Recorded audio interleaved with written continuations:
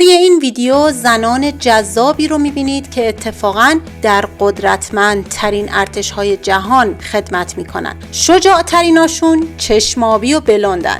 در مقابل وضعیت ارتش زنان در کره شمالی رو میبینیم. تا آخر این ویدیو با من همراه باش و تماشای اونو از دست نده. میشل مارتینز. میشل در نیروی دریایی ایالات متحده خدمت میکنه و در حال حاضر در سندیگو مستقره که به سربازان آموزش میده. میشل یکی از برترین سربازان زن آمریکاییه و در برخی از مأموریت‌های سخت در مناطق جنگی حضور داشته و به خاطر شجاعتش یکی از برجسته ترین سربازان زن در ارتش مدرن امروزیه. آماندا گرین.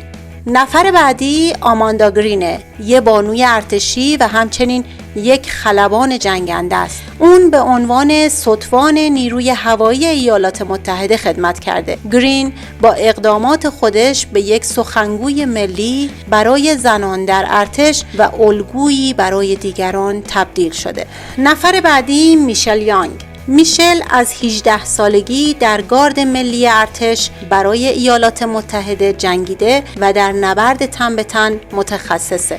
وبلاگ نویسه و وبلاگ نظامی او میشلز میلیتاری استاف که برنده جایزه شده و توسط بیش از 500,000 نفر در بیشتر از 130 کشور خونده شده. اون از قوی ترین سربازان زن در دنیای امروزه و در مریلند به دنیا اومده. نفر بعدی سیدنی دیویسه، یه زن نظامی در نیروی هوایی آمریکاست که در یه مأموریت مورد اصابت گلوله هم قرار گرفته و بعد از اون با کارکنان گروه عملیات مشترک در پایگاه هوایی بلگرام افغانستان و واحدهای K2 و 42 فور هوانوردی خدمت کرده. وقتی سیدنی دیویس به آمریکا برگشت به درجه گروهبان ستاد ارتقا یافت. تا اینجا چطور بود؟ خودم وقتی میبینم هنوز دنیا قشنگیاشو داره و زن و مرد با تمام تفاوتاشون ارزش اجتماعی برابر دارن و راه رشد و پیشرفت براشون بازه و شغل زنونه و مردونه جدا نمیشه، حالم خیلی خوبه. اگه میخوای تفاوت این ارتش قدرتمند جهان رو با وضعیت زنان در کره شمالی بدونی، لایک کن و اگه تا حالا سابسکرایب نکردی حتما انجامش بده و زنگوله رو هم بزن که بتونی ویدیوها رو زودتر از بقیه ببینی. میدونستی زنا و دخترها در کره شمالی خدمت سربازی 7 ساله اجباری دارن؟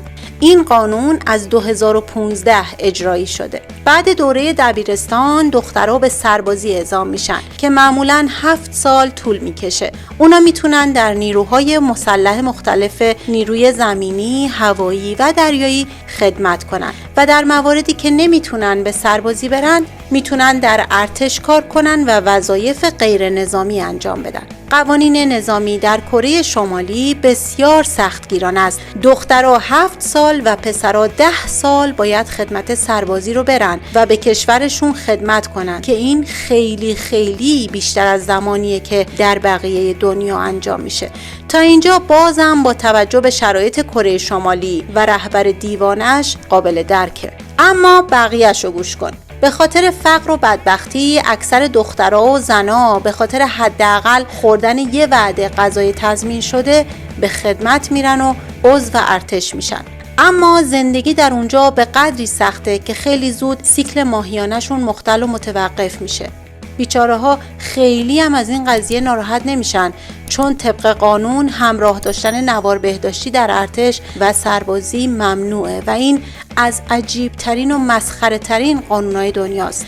تجاوزم یکی از حقایق تلخ زندگی در ارتش برای زنای نگونبخت کره شمالیه. یکی از زنان ارتشی فراری به کره جنوبی میگه از سختی‌های ارتش یکیشم نداشتن آب داغ برای حمومه. اونا مستقیم شلنگی رو به جریان آب کوه وصل میکنن و از همون استفاده میکنن که از این شلنگ ممکنه مار و قورباغه هم وارد سربازخونه هاشون بشه. سربازایی که در حومه شهر مستقرن همیشه به توالت خصوصی دسترسی ندارن و مجبورن کارشون رو مقابل مردا انجام بدن که حس آسیب پذیری شدیدتری برای اونهاست. فاجعه اونجاست که فرمانده پس از اتمام ساعت کاری توی اتاقش میمونه و از زنای توانایی تحت فرمانش سوء استفاده میکنه که این کار بارها و بارها اتفاق میفته. این اتفاقات برای رهبری که تحصیل کرده اروپاست و عملاً بیشتر عمرش رو در محیط متمدنانه اروپا گذرونده بسیار عجیبه. این همه فلاکت و جهل و عقب موندگی در کشوری که در نزدیکی ثروتمندترین و متمدنترین کشورهای جهان مثل ژاپن، کره جنوبی، سنگاپور، چین و کشورهای دیگه است، شوکه کننده و غیر قابل باوره. تفاوت دو تا کشور رو با هم دیدی؟ نظر تو در مورد وضعیتی که شنیدی برام بنویس. ممنون از همراهی تا آخر این ویدیو.